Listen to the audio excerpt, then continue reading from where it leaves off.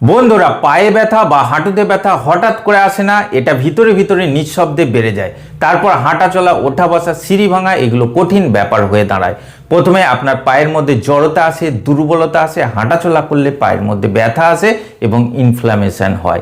এবং সময়ের সঙ্গে সঙ্গে এই ব্যথা এমন একটা পর্যায়ে চলে যায় যখন সিঁড়ি ভাঙা বা ওঠা বসা করার জন্য আপনাকে সাহায্যের প্রয়োজন হয়। লাঠি বা কারোর সাহায্য ছাড়া আপনি এই কাজগুলো করতেই পারেন না।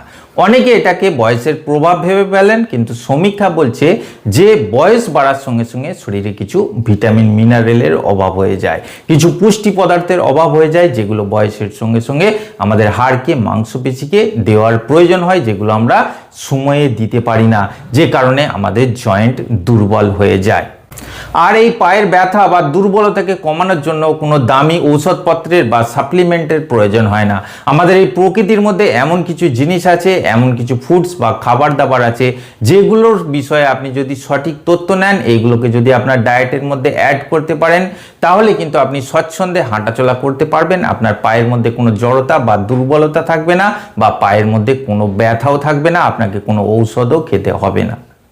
আজকে এই ভিডিওর মধ্যে আপনাদের এমন 5টি প্রাকৃতিক উৎসের কথা বলবো, যেগুলো আপনার পায়ের সমস্ত প্রকার দুর্বলতা থেকে আপনাকে মুক্তি দেবে, আপনার জয়েন্টের ব্যথা বা ইনফ্লামেশন কমাবে, পায়ের মধ্যে একটা মজবুতি বা শক্তি আনবে। যে হাঁটাচলা আপনার জন্য চ্যালেঞ্জিং হয়ে যাচ্ছিল, সেই হাঁটাচলা এখন খুব সহজ হয়ে যাবে। পায়ের মধ্যে ব্যথা কিন্তু খুব সুন্দরভাবে মুছে যাবে। দেখুন, বয়স যখন বাড়ে তখন কিন্তু আমাদের শরীরে ক্যালসিয়ামের অবশোষণ কমে যায়, শরীরের মধ্যে কিছু মিনারেল আছে যেগুলো কমে যেতে থাকে, নার্ভ দুর্বল হয়ে যায়, পায়ের দিকে রক্তের ফ্লো কমে যায়। এছাড়া পায়ের দিকে যে রক্তের ফ্লোটা কমে যাচ্ছে, যে কারণে সঠিক পুষ্টি পদার্থের সরবরাহ হচ্ছে না, এটা থেকে আপনার পা কিন্তু ধীরে ধীরে দুর্বল হয়ে যাচ্ছে।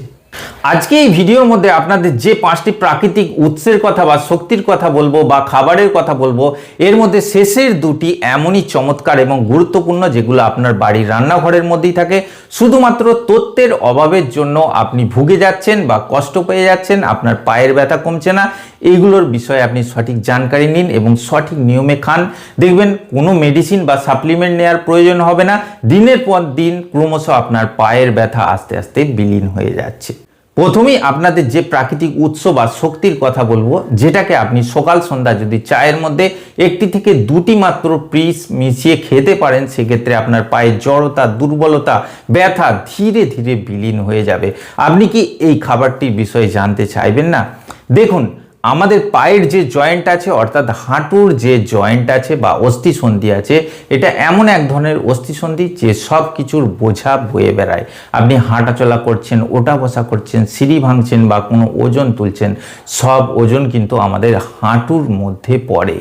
আমাদের ইয়াং এজে কিন্তু আমাদের মাংসপেশি স্ট্রং থাকে, দুর্বল হয় না, আপনার হাড় ঠিক থাকে এবং আপনার হাঁটুর মধ্যে যে সাইনোভিয়াল ফ্লুইড থাকে, অর্থাৎ একটা চিপচিপে পদার্থ থাকে, যেটা দুটো হাঁটুকে আপোষে ধরে রাখে, সেই চিপচিপে পদার্থটাও ঠিক থাকে। বয়স বাড়লে আপনার মাংসপেশি দুর্বল হয়ে যায়, দুটো হাড়ের মধ্যখানে যে সাইনোভিয়াল ফ্লুইড থাকে বা নরম প্যাডটা থাকে, সেটা ধীরে ধীরে ঘষে যেতে থাকে, কারণ আপনার শরীরে মিনারেলগুলোও ধীরে ধীরে কমে যেতে থাকে। আর যখনই এই সাইনোভিয়াল ফ্লুইড কমে যায়, তখন পায়ের দুটো মোটা হাড় একসঙ্গে ঘষতে থাকে। এতে কিন্তু আপনার পায়ের মধ্যে ইনফ্লামেশন তৈরি হয়। আপনি হাঁটাচলা করলে পায়ের মধ্যে কটকট আওয়াজ হতে থাকে, কাঠ ভেঙে যাওয়ার মতো একটা অনুভূতি হয়, পায়ের ব্যথা উত্তরোত্তর বাড়তে থাকে, যেটা আপনাকে হাঁটাচলা করতে দেয় না। আর যেহেতু এই হাড় দুটো একসঙ্গে ঘষছে, যে কারণে জয়েন্টের মধ্যে ইনফ্লামেশন হয়, এবং এই ইনফ্লামেশন আপনার হাঁটুর ব্যথা এবং ফোলার মূল কারণ হয়ে দাঁড়ায়। প্রথমেই যে জিনিসটির কথা বলবো, সেটি এক প্রকার শক্তিশালী প্রাকৃতিক উৎস, সেটি হলো লবঙ্গ, অর্থাৎ ক্লোভস। এই লবঙ্গকে যদি আপনি সকাল সন্ধ্যে 1টি থেকে 2টি চায়ের মধ্যে মিশিয়ে ফুটিয়ে সেই চা পান করতে পারেন, আপনার পায়ের মধ্যে কিন্তু জড়তা বা দুর্বলতা ধীরে ধীরে কমে যাবে, পায়ের ব্যথা ধীরে ধীরে কমে যাবে।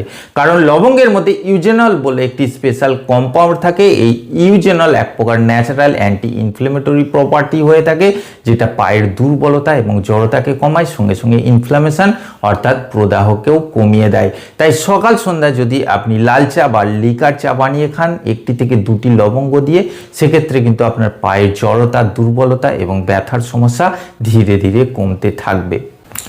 দুই নম্বরে আপনাদের যে খাবারটির কথা বলবো সেটি একটি স্পেশাল সিডস বা বীজ, সেটি হলো ফেনুগ্রিক সিডস অর্থাৎ মেথি দানা বা মেথি বীজ। অনেকেই জানেন যে মেথির বীজ ডায়াবেটিসের সমস্যা কমাতে সাহায্য করে, কিন্তু পায়ের সমস্যার ক্ষেত্রেও মেথির বীজ বা ফেনুগ্রিক সিডস এক প্রকার বরদান, এটা জেনে রাখবেন। মেথি দানার মধ্যে প্রাকৃতিক অ্যান্টি ইনফ্লেমেটরি প্রপার্টি এবং অ্যান্টিপাইরেটিক প্রপার্টি থাকে। এর মধ্যে প্রচুর পরিমাণে আয়রন, ফাইবার এবং ক্যালসিয়াম থাকে। এর অ্যান্টি ইনফ্লেমেটরি গুণাগুণের জন্য আপনার পায়ের ব্যথা, জড়তা এবং দুর্বলতা খুব সুন্দরভাবে কমে যায়। আপনার হাঁটুর যে চিপচিপে পদার্থ বা সাইনোভিয়াল ফ্লুইড আছে সেটা বাড়ে। আপনার হাঁটুর মধ্যে যে কার্টিলেজ, লিগামেন্ট, টেন্ডন আছে এগুলো স্ট্রং করতে সাহায্য করে, কারণ মেথি দানার মধ্যে কোলাজেন বাড়ানোর একটা গুণাগুণ আছে যেটা হাঁটুর কার্টিলেজ এবং লিগামেন্টগুলোকে স্ট্রং ও মজবুত করতে সাহায্য করে। মেথি দানা খাওয়ার নিয়ম হলো প্রতিদিন রাতে 1 চা চামচ রাতে ভিজিয়ে দিন এবং সকালে সেই জলটা পান করে মেথি দানাটাকে সুন্দর করে চিবিয়ে খেয়ে নিন। এইভাবে প্রতিদিন খেতে থাকুন, বা আপনি মেথি দানাকে হালকা সেঁকে নিয়ে গুঁড়িয়ে পাউডার করে গরম জলের সঙ্গে মিশিয়ে খেতে পারেন, বা আটার মধ্যে মিশিয়ে রুটি তৈরি করেও খেতে পারেন। এইভাবেও খাওয়া যায়। এইভাবেও আপনি বেনিফিটসগুলো নিতে পারেন, যেগুলো আপনার পায়ের ব্যথা প্রদাহকে কমাবে, পায়ের দুর্বলতাকে কমাতে সাহায্য করবে, আপনাকে ইজিলি হাঁটাচলা করাতে সাহায্য করবে। 3 নম্বরে আপনাদের এমন একটি জিনিসের কথা বলবো যেটাকে আয়ুর্বেদাতে মাস্টার অফ মেডিসিন বলা হয়ে থাকে, সেটি হলো হলুদ অর্থাৎ টারমারিক। হলুদ এমন একটি খাবার যেটা ন্যাচারাল পেনকিলারের মতো কাজ করে। আপনি পেনকিলার খেয়ে যে উপকারিতা পাবেন না সেটা কিন্তু হলুদ খেয়ে পেতে পারেন। পেনকিলার আপনাকে 2 থেকে 3 ঘন্টা আরামে রাখবে, কিন্তু তারপর আবার যাকে তা হয়ে যাবে। কিন্তু এই হলুদ যদি আপনি সঠিক নিয়মে খেতে পারেন, এটি লং টার্মে আপনার পায়ের ব্যথাকে স্থিমিত রাখতে সাহায্য করবে, কারণ হলুদের মধ্যে প্রবল পরিমাণে অ্যান্টি ইনফ্লেমেটরি প্রপার্টি থাকে। এর মধ্যে থাকা কারকিউমিন কম্পাউন্ড এত বেশি প্রদাহ বিরোধী হয়ে থাকে যেটা আপনার হাঁটুর ব্যথা তথা পায়ের ব্যথাকে খুব সুন্দরভাবে কমাবে।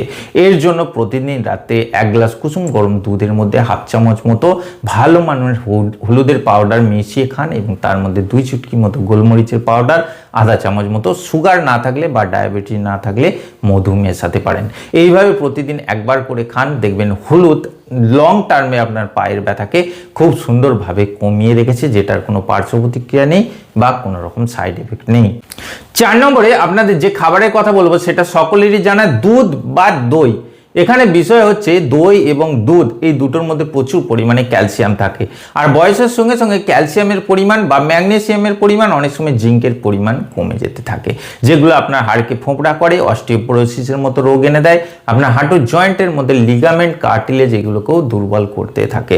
আপনার হাড়ের মধ্যে র ক্যালসিয়ামের প্রয়োজন হয়, যেটা কিন্তু দই বা দুধের মধ্যে আছে। অনেকেই দুধ খেয়ে সহ্য করতে পারেন না, যারা সহ্য করতে পারেন না তারা দই খেতে পারেন। দইয়ের মধ্যেও সমপরিমাণ ক্যালসিয়াম বা মিনারেল থাকে, যেটা আপনার পায়ের ব্যথার জন্য বা আপনার হাড় এবং মাংসপেশির জন্য গুরুত্বপূর্ণ। তবে আরেকটি বিষয় যদি অ্যাড করতে পারেন, এটা সোনায় সোহাগা হয়ে যাবে। আপনারা 1 বাটি বা 1 কোটার মতো দই খান প্রতিদিন, এবং তার মধ্যে একটি চাল বা গমের দানার মতো চুন মেশাতে পারেন। খাবার যে চুন আছে যেটা পানের দোকানে পাওয়া যায়, মিশিয়ে সুন্দর করে প্রতিদিন একবার করে খান। 15 থেকে 20 দিন খান, দেখবেন আপনার শরীরে এই ব্যথা বেদনার সমস্যা, কটকট আওয়াজ, হাঁটুর মধ্যে দুর্বলতা, জড়তা, স্টিফনেস এগুলো সুন্দরভাবে কমে যাবে। যারা দুধ বা দই খেতে পারেন না বা এই দুগ্ধ জাতীয় কোনো খাবার খেতে পারেন না, তাদের ডাইজেশন অসুবিধা হয়, তারা সাদা তিলের বীজ খেতে পারেন। সাদা তিলের বীজের মধ্যে প্রচুর পরিমাণে শোষণের উপযোগী ক্যালসিয়াম থাকে, যেটা আপনার পায়ের ব্যথাকে সুন্দরভাবে কমাবে তথা জয়েন্টের ফ্লেক্সিবিলিটিকে বাড়াবে। সাদা তিল 1 থেকে 2 চামচ হালকা ড্রাই রোস্ট করে বা সেঁকে নিয়ে তার মধ্যে কিছুটা পরিমাণ গুড় মিশিয়ে খেতে পারেন। এতে কিন্তু প্রচুর উপকারিতা পাবেন। প্রতিদিন 1 থেকে 2 চামচ করে এই তিলকে গুঁড়িয়ে পাউডার করে গুড়ের সঙ্গে মিশিয়ে খেতে পারেন, দুধ বা শুধু মুখে চিবিয়ে খেতে পারেন, সেক্ষেত্রেও উপকারিতা পাবেন। 5 নম্বরে আপনাদের যে খাবারটির কথা বলবো, এটাই আমি বলছিলাম যে অনেকে এটার বিষয়ে কোনো তথ্য রাখেন না বা জানকারি রাখেন না, যেটা আপনার বাড়ির মধ্যেই থাকে, সেটি হলো দেশি গরুর দুধের ঘি। দেশি ঘিয়ের সঙ্গে মেশাতে হবে শুকনো আদার পাউডার অর্থাৎ জিঞ্জার পাউডার। আদাকে সরু সরু করে কেটে শুকিয়ে গুঁড়িয়ে পাউডার করে নিতে পারেন, বা বাজারে আয়ুর্বেদিক যে কোনো শপে জিঞ্জার পাউডার পাওয়া যায়, বা অনলাইনে সুপার মার্কেটে পেয়ে যেতে পারেন। 1 চামচ দেশি গরুর দুধের ঘিয়ের মধ্যে হাফ চামচ মতো আদার পাউডার মিশিয়ে প্রতিদিন রাতে একবার করে খান শোবার সময়। দেখবেন আপনার পায়ের মধ্যে যে জড়তা ছিল, দুর্বলতা ছিল, ব্যথার সমস্যা ছিল, সূঁচ ফোটানোর মতো ব্যথা ছিল, অবশ ভাব, ঝিনঝিন ভাব বা ক্লান্তি দুর্বলতা ছিল, সেইগুলো ধীরে ধীরে কমে যাচ্ছে। এই রেমেডিগুলো আপনাকে ফলো করতে হবে কমসে কম 1 থেকে 1.5 মাস। দেখুন, এইগুলো কোনো মেডিসিনের বিকল্প না। মেডিসিনের মতো হঠাৎ করে এইগুলো কিন্তু কাজ করবে না বা জোরালো ফলাফল দেবে না, কিন্তু লং টার্মে আপনি যদি খেতে থাকেন আপনার পায়ের মধ্যে সচ্ছলতা আসবে, পায়ের জড়তা কমবে, দুর্বলতা কমবে। এবং আপনি যদি লং টার্মে এইগুলোকে খেতে থাকেন অল্টারনেটিভলি, অর্থাৎ মিলিয়ে মিশিয়ে, এই সবগুলো একসঙ্গে খাওয়ার দরকার নেই, যে কোনো 1 প্রকার বা 2 প্রকার এইভাবে খেলেই হবে। এতে আপনার পায়ের দুর্বলতা কমবে, পায়ের মাংসপেশি স্ট্রং হবে, নার্ভ স্ট্রং হবে, পায়ের মধ্যে যে জয়েন্টের সাইনোভিয়াল ফ্লুইড আছে সেটা বাড়বে, পায়ের ব্যথা থেকে আপনি ধীরে ধীরে মুক্তি পাবেন, অর্থাৎ চলাফেরার উপযোগী আপনি কিন্তু হয়ে যাবেন। যে জায়গায় আপনি শুধুমাত্র পেন কিলার, ক্যালসিয়ামের ট্যাবলেট বা অন্যান্য মেডিসিন সাপ্লিমেন্ট খাচ্ছিলেন, যেগুলো আপনার আয়ুকে কমিয়ে দিচ্ছিল, আপনার হার্ট লিভারকে দুর্বল করে দিচ্ছিল, আজকে এই ভিডিওর মধ্যে বলা এই প্রাকৃতিক উপায়গুলোকে ফলো করে দেখুন, আপনার শরীর ঠিক থাকবে, পায়ের ব্যথা স্টেবল থাকবে, যেটা আপনাকে কষ্ট দেবে না। আপনি আপনার বাড়ির সামনে বাজারঘাটে যেতে পারবেন, স্বচ্ছন্দে হাঁটাচলা করতে পারবেন, ঘুরে দৌড়ে বেড়াতে পারবেন।